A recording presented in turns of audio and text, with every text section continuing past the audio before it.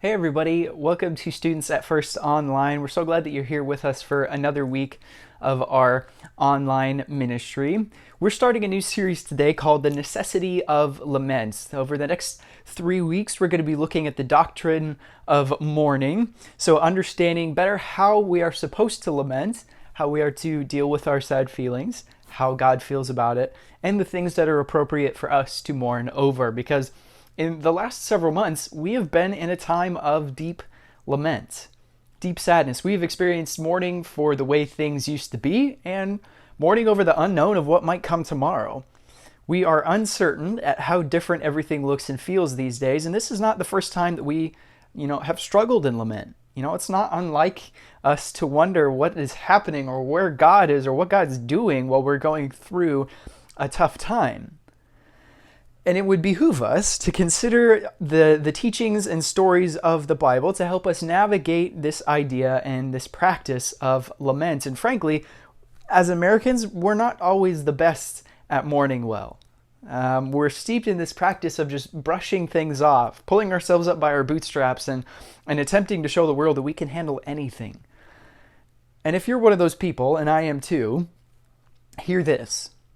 It's okay for you to not be okay. There's lots of things that we can be sad about and that we can lament about. It could be a friend or a family member dying, passing away. It could be a falling out with somebody. It could be a personal failure or even lamenting the sin that we commit. And the book on lament was written in the Old Testament, and it's called Lamentations.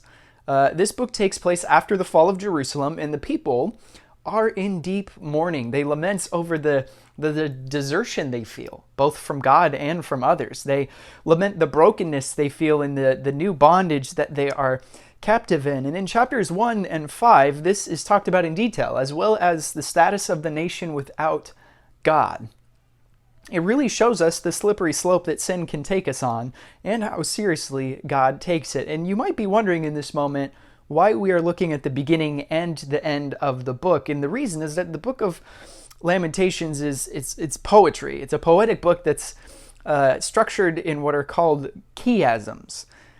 Each chapter is its own individual chiasm, and the book as a whole is a chiasm, meaning that it kind of starts as it looks like a mountain, where it starts with one idea, builds to a really important thing that they want you to get out of that chapter or book, and then it goes back to the first idea that they discussed at the other side of the little mountain. And there are parallels in chapters 1 and 5, as well as chapters 2 and 4, where we'll be next week, and they all end up pointing to chapter 3 as this mountaintop portion of the chiasm in the book. And since it's a topic that is a little bit sad, I thought it would be nice if we ended on the hopeful notes of chapter 3 of Lamentations. So I'll also say that this is going to be a bird's eye view of the book. There are so much small things that could serve as a good study for us, but we won't go super deep into all of it. This is going to be really like more of a practical look, more of understanding how this motivates us as followers of Jesus. So today we're just going to read verses 1 through 19 of chapter 1, and then it's parallel, of course, by verses 1 through 18 of chapter 5. So let's read that real quick. How she sits alone, the city once crowded with people. She who is great among the nations has become like a widow. The princess among the provinces has been put to forced labor. She weeps bitterly during the night with tears on her cheeks. There is no one to offer her comfort, not one from all her lovers. All her friends have betrayed her. They have become her enemies. Judah has gone into exile following affliction and harsh slavery. She lives among the nations but finds no place to rest. All her pursuers have overtaken her in narrow places. The road to Zion mourns, for no one comes to the appointed festivals. All her gates are deserted, her priests groan, her young women grieve, and she herself is bitter. Her adversaries have become her masters. Her enemies are at ease, for the Lord has made her suffer because of her many transgressions. Her children have gone away as captives before the adversary. All the splendor has vanished from daughter Zion. Her leaders are like stags that find no pasture. They stumble away exhausted before the hunter. During the days of her affliction and homelessness, Jerusalem remembers all her precious belongings that were hers in days of old. When her people fell into the adversary's hand, she had no one to help. The adversaries looked at her, laughing over her downfall. Jerusalem has sinned grievously. Therefore she has become an object of scorn. All who honored her now despise her, for they have seen her nakedness. She herself groans and turns away. Her uncleanness stains her skirts. She never considered her end. Her downfall was astonishing. There was no one to comfort her. Lord, look on my affliction, for the enemy boasts. The adversary has seized all her precious belongings. She has even seen the nations enter her sanctuary, those who had forbidden to enter your assembly. All her people groan while they search for bread. They have traded their precious belongings for food in order to stay alive. Lord, look and see how I have become despised. Is this nothing to you, all you who pass by? Look and see, is there any pain like mine which was dealt out to me, which the Lord made me suffer on the day of his burning anger? He sent fire from on high into my bones. He made it descend. He spread a net for my feet and turned me back. He made me desolate, sick all day long. My transgressions have been formed into a yoke, fastened together by his hand. They have been placed on my neck, and the Lord has broken my strength. He has handed me over to those I cannot withstand. The Lord has rejected all the mighty men within me. He has summoned an army against me to crush my young warriors. The Lord has trampled virgin daughter Judah like grapes in a winepress. I weep because of these things. My eyes flow with tears, for there is no one nearby to comfort me, no one to keep me alive. My children are desolate because the enemy has prevailed. Zion stretches out her hands. There is no one to comfort her. The Lord has issued a decree against Jacob that his neighbors should be his adversaries. Jerusalem has become something impure among them. The Lord is just, for I have rebelled against his command. Listen, O you people, look at my pain. My young women and young men have gone into captivity. I called to my lovers, but they betrayed me. My priests and elders perished in the city while searching for food to keep themselves alive. This is a people that is overwhelmed by everything that's going on. They are so overcome with sorrow that they're not able to function properly. They've fallen from the highest mountain to the lowest valley, and they don't know what to do about it. All they can do is just weep and groan and just sink to even lower depths. They're burdened with remembering a time that was once full of peace and prosperity and comfortability. They remember when it was easy to follow God. They remember when there was peace. They remember when there, was prosperity. But in the moment of this chapter, there is no peace. There is no prosperity. There's no comfortability. They had tried to outrun this sorrow and this bondage and really this overflow of tears and feelings that would result in those things catching up to them.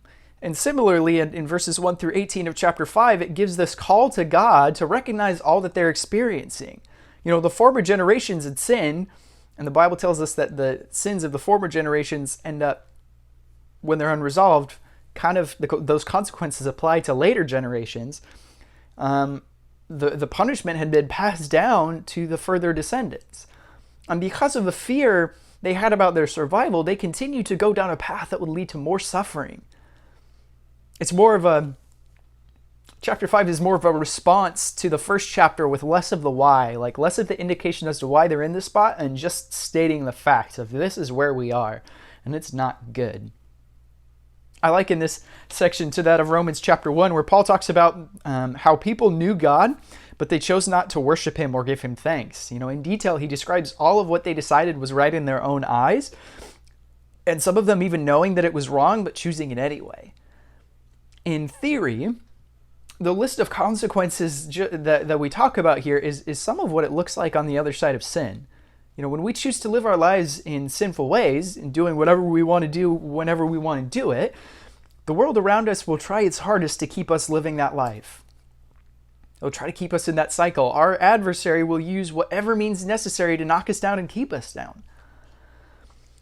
As with most of our reading and talk during this series, there leaves little room for good or joy or peace in these sections. There's that little phrase in verse 19 that begins, it says, "But you, Lord." This is the second parallel, kind of between verses 20 through 22 of chapter 1 and verses 19 through 22 of chapter 5. So let's Let's read in chapter 5, because they're asking God to look at the world around them. They're asking God to save them. They're wondering where God is. They're lamenting a loss of his presence. So let's look at that. You, Lord, are enthroned forever. Your throne endures from generation to generation. Why do you continually forget us, abandon us for our entire lives? Lord, bring us back to yourself so we may return. Renew our days as in former times, unless you have completely rejected us and are intensely angry with us. Now, I believe in the here and now that we're in a time of lament. I kind of said that at the beginning of this talk today. And many of us are lamenting what once was. That would be called like a situational lament. Because of our circumstances, we are lamenting that. And before all this, it was a time that seemingly was more peaceful. There was more prosperity, things were comfortable. All of us had the freedom to go anywhere, do anything, to hug anybody, to eat wherever, to worship together as a family. Life as it was previously was easy. It was easy to feel connected to others. It was easy to feel connected to God. It was easy to feel like things were better than they really were. And some time ago, for students, at first we did a series called Big Picture. It was about the story of Joseph. And the whole idea behind the series was that there's always a bigger picture in the story of our lives that God is trying to show us something. And I believe during this time, God is giving us the opportunity to see the bigger picture behind the way we relate to him. And I think this is a very spiritually and emotionally healthy thing to process through. Feelings of sorrow in this way, not just for our circumstances, but also for our sin. It's more of a spiritual lament. I think that for a long time, many in the church, myself included, have committed the sin of taking the church for granted, taking youth group for granted. And many have committed the sin of compartmentalizing their faith, just putting their faith in a box in the relationship they have with God. And I understand that there's an element of this that's going to sound a little uncomfortable. It's going to hurt a little bit, But God takes sin seriously. We will see through the next few weeks of this book, few chapters, as we continue to read and study this. And while I don't believe that church leaders have completely forgotten to address the sin of the community, I think that we've decided to face other aspects of our faith more frequently. As we see in this book and throughout the other prophetic books, God speaks through the prophets to call the nation of Israel out of compartmentalization. That was one of the biggest sins that the nation of Israel committed, aside from idolatry, was to put God into a box, and they labeled it Lifeline. They only wanted to ask God to come out of the box or pull God out of the box in times of trouble, when they thought they needed him. Chapters 1 and 5, they call out to God to save them. And that's a common theme for Israel. They only seek God when they perceive that they need him. And we've done a bit of a similar thing, where we only perceive we need God one day a week, or maybe 2 days a week if we have an additional small group or BSF or Bible time with our family. And the church has mistakenly believed that we're further along in relation to our spiritual community than we truly are. And we do this because of the grace of God that he's shown his people throughout history. I recently sat down and I read the book of Ezekiel. Really long book, really tough stuff that they deal with in there. But it helped me put the lament process into better perspective. Ezekiel over and over addresses God as the sovereign Lord. Over and over, he reminds the people that God's supreme. God is all powerful. He's got this. And right now, as in the book of Ezekiel and in the book of Lamentations, our church is in a bit of a diaspora. Diaspora is a Greek word that just means scattered. We're scattered. We're not all gathered together in one place right now. And many people at that time, they were in captivity of legitimate captivity, like they were slaves to Babylonians, they were slaves to Egyptians. Before that, there was a whole plethora of nations that they ended up being in bondage to, in captivity to. And for us today, we're in a lot of those same places, in that we're in captivity to worry. We're in the captivity of addiction and anger and other sins. But God's plan then and God's plan now is to restore his people to himself and one another. The whole purpose of Jesus in the sacrifice of grace on the cross was to restore people to himself. So when we go through the process of lament, both spiritual lament, lamenting the sin that we have committed, and circumstantial lament, or situational lament, where we are looking at our life, looking at the world around us, and lamenting the brokenness of the world. We're doing so to remind ourselves and others that God is sovereign, and that sovereignty deemed his people worthy of restoration. And I know that this is a little bit of it's a little difficult as we think of this, because it's in the Old Testament and what we call the Old Covenant,